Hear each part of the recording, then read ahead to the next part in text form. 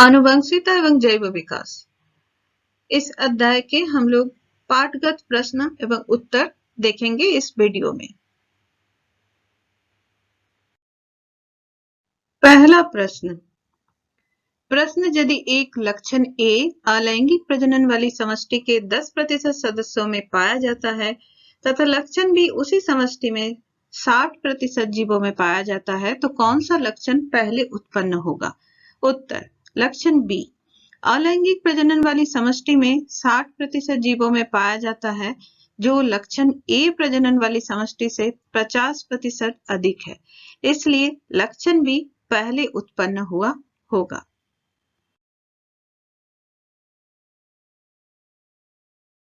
अगला प्रश्न, विभिन्नताओं के उत्पन्न होने से किसी स्पीशीज की उत्तरजीविता की संभावना क्यों बढ़ जाती है? उत्तर, किसी स्पीशीज में विभिन्नताओं की उत्पत्ति से स्पीशीज का अस्तित्व बढ़ जाता है क्योंकि 1. विभिन्नताएं किसी स्पीशीज के प्राकृतिक वर्णन में सहायता करती है। 2. विभिन्नताएं अनुकूलन को भी बढ़ावा देती है। 3. पर्यावरण के दबाव के परिणाम स्वरूप उत्पन्न हुई कुछ विभिन्नताएं पर्यावरण के विपरीत परिस्थितियों से जूझने में सहायक सिद्ध होती है। अगला प्रश्न, मेंडल के प्रयोगों द्वारा कैसे पता चला कि लक्षण यानी ट्रेट्स प्रभावी अथवा अप्रभावी होते हैं? उत्तर, जब मेंडल ने मटर के लंबे पौधे और बौने पौधे का संकरण कराया तो उन्हें प्रथम संतति पीढ़ी में F1 में सभी पौधे लंबे प्राप्त हुए थे।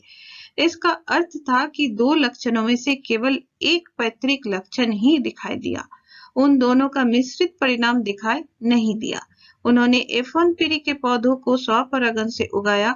इस दूसरी पीढ़ी F2 में सभी पौधे लंबे नहीं थे, इसमें 1/4 पौधे बौने थे। मेंडल ने लंबे पौधे के लक्षण को प्रभावी और बौने पौधों के लक्षण को अप्रभावी कहा।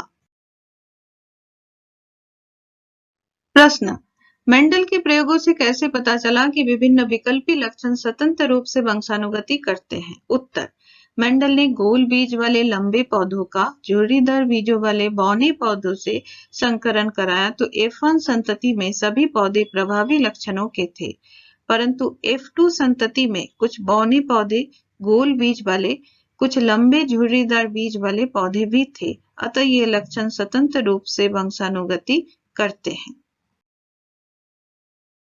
प्रश्न, एक ए रुधिर वर्ग वाला पुरुष एक स्त्री जिसका रुधिर वर्ग O है से विवाह करता है। उनकी पुत्री का रुधिर वर्ग O है। क्या यह सूचना पर्याप्त है? यदि आपसे कहा जाए कि कौन सा विकल्प लक्षण रुधिर वर्ग A अथवा O प्रभावी लक्षण है, अपने उत्तर का स्पष्टीकरण दीजिए। उत्तर, ये सूचना पर्याप्त नहीं है। कुछ लक्षण जीनोम में निहित होते हैं, परंतु जानकारी के अनुसार हम कह सकते हैं कि रुधिर वर्ग O प्रभावी है। कुछ लक्षण जीन में छुपे होते हैं, केवल प्रभावी लक्षण दिखाई देते हैं। रुधिर वर्ग O उसी स्थिति में होता है जब रक्त में प्रतिजन A और प्रतिजन B नहीं होता। प्रश्न, मानव में बच्चे का लिंग निर्धारण कैसे होता है? उत्तर, मानवों में लिंग का निर्धारण विशेष लिंग गुणसूत्रों के आधार पर होता है। नर में XY गुणसूत्र होते हैं और मादा में XX गुणसूत्र विद्यमान होते हैं। इससे स्पष्ट है कि मादा के पास Y गुणसूत्र होता ही नहीं है। जब नर मादा के संयोग से संतान उत्पन्न होती है तो मादा किसी भी अवस्था में नर शिशु को उत्पन्न करने में समर्थ हो ही नहीं सकती, क्योंकि नर शिशु में XY गुणसूत्र होने चाहिए। निषेचन क्रिया में यदि पुरुष का X लिंग गुणसूत्र स्त्री के X लिंग गुणसूत्र से मिलता है तो इससे XX जोड़ा बनेगा, अतः संतान लड़की के रूप में होगी। लेकिन जब पुरुष का Y लिंग गुणसूत्र स्त्री के X लिंग गुणसूत्र से मिलकर निषेचन करेगा तो XY बनेगा, इससे लड़के का जन्म होगा। किसी भी परिवार में लड़के या लड़की का जन्म पुरुष के गुणसूत्रों पर निर्भर करता है, क्योंकि Y गुणसूत्र तो केवल पुरुष के पास होता है। प्रश्न, ये कौन से विभिन्न तरीके हैं जिनके द्वारा विशेष लक्षण वाले व्यष्टि जीवों की संख्या समष्टि में बढ़ सकती है? उत्तर, विशेष लक्षण वाले व्यष्टि जीवों की संख्या समष्टि में बढ़ सकती है। इसके निम्नलिखित कारण हो सकते हैं। 1. यदि लक्षण जीवित रहने में सहायता करता है तो ये जनसंख्या में बढ़ेगा तथा प्रकृति इसका चयन कर लेगी। 2. किसी जीन के विभिन्न विकल्प किसी जनसंख्या में अचानक परिवर्तित होते हैं। 3. जीन प्रभाव, विभिन्न जनसंख्याओं के बीच संकरण से एक ही जाति के जीवों में जीनों का आदान प्रदान होगा, इससे विभिन्नताएं व लक्षण बढ़ेंगे। प्रश्न, एक एकल जीव द्वारा उपार्जित लक्षण सामान्यतः अगली पीढ़ी में वंशानुगत नहीं होते, क्यों? उत्तर, एक एकल जीव द्वारा उपार्जित लक्षण उसकी जनन कोशिकाओं के जीन पर प्रभाव नहीं डालते, इसलिए ये सामान्यतः अगली पीढ़ी में वंशानुगत नहीं होते। प्रश्न, बाघों की संख्या में कमी आनुवंशिकता के दृष्टिकोण से चिंता का विषय क्यों है? उत्तर, पर्यावरण के अनुसार यदि कोई व्यक्ति अपने अंदर बदलाव उत्पन्न करता है तभी वो जीवित रह पाता है। बाघ पर्यावरण के अनुकूल परिवर्तन नहीं कर रहे हैं। पर्यावरण में मनुष्यों के द्वारा आए दिन परिवर्तन हो रहे हैं। बाघों की संख्या दिन प्रतिदिन घटती जा रही है, जो चिंता का विषय है। प्रश्न, वे कौन से कारक है जो नई स्पीशीज के उद्भव में सहायक है? उत्तर, कारक जो नई स्पीशीज के उद्भव में सहायक है, पहला प्राकृतिक वरण या चयन, दूसरा आनुवंशिक विचलन।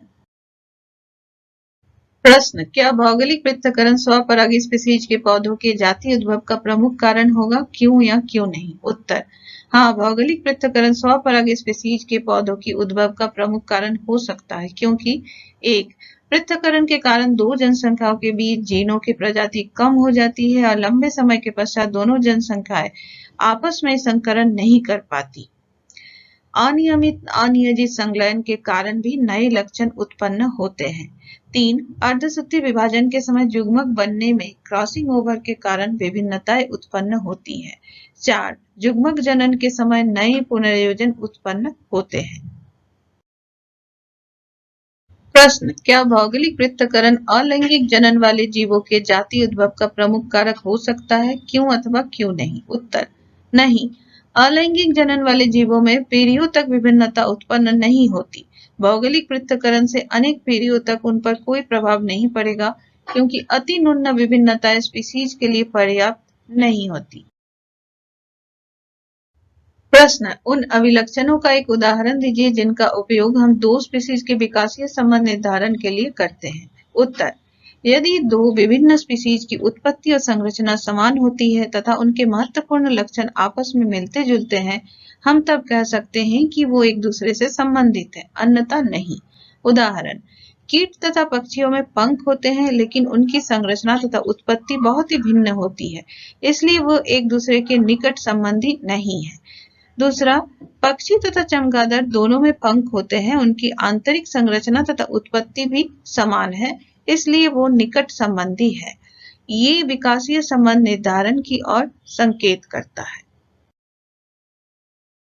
प्रश्न, क्या एक तितली और पक्षी अथवा चमगादड़ के पंखों को समजात अंग कहा जा सकता है, क्यों अथवा क्यों नहीं? उत्तर, तितली और पक्षी अथवा चमगादड़ दोनों जीवों के पंख उड़ने का काम करते हैं, पर इन्हें समजात या समरूप अंग नहीं कहा जा सकता, क्योंकि इन पंखों की मूल रचना और उत्पत्ति एक समान नहीं होती, चाहे इनके कार्य एक समान होते हैं। ये इनकी समवृत्ति अंग है। प्रश्न, जीवाश्म क्या है? ये जैव विकास प्रक्रम के विषय में क्या दर्शाता है अथवा मानव विकास के अध्ययन के लिए उपयोग में बढ़ने वाले साधनों को सूची बनाइए। उत्तर, मृतोजीवों के अवशेष, चट्टानों पर के चिन्ह या उनके सांचे व शरीर के छाप जो हजारों साल पूर्व जीवित थे, इस तरह के सुरक्षित अवशेष जीवाश्म कहलाते हैं। ये जीवाश्म हमें जैव विकास प्रक्रम के बारे में कई बातें बताते हैं, जैसे कौन से जीवाश्म नवीन है तथा कौन से पुराने, कौन सी स्पीशीज विलुप्त हो गई है।